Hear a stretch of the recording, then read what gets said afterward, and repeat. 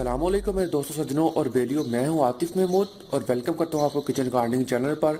और उम्मीद रखता हूं कि आप सब लोग खैरियत से होंगे, फिट फाट होंगे और अच्छे से कामों में खूब बिजी होंगे। तो दोस्तों आज हम बनाएंगे सक्लेंट डिश गार्डन, और जिसके लिए हमें जरूरत है एक टोकरी की जिसके अंदर स्ट्रॉबेरी थी।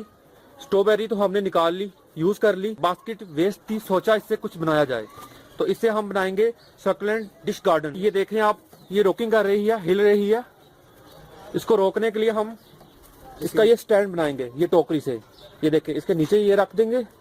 और इसके बाद ये जूट है, सेबे की बोरी बोलते हैं इसे, सेबा। इसकी हम बेडिंग करेंगे ताकि जो सोइल हो इन होल में से नीचे ना गिर पाए। ये देखें, ये देख रहे हैं ना आप। अब हम इसके अंदर ऐड करेंगे पीट मोस।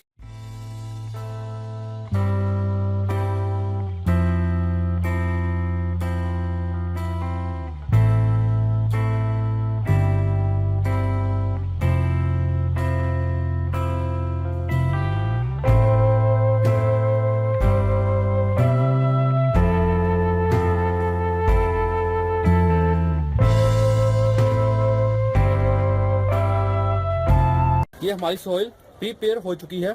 अब जूट का एजिस एरिया हम काट देंगे।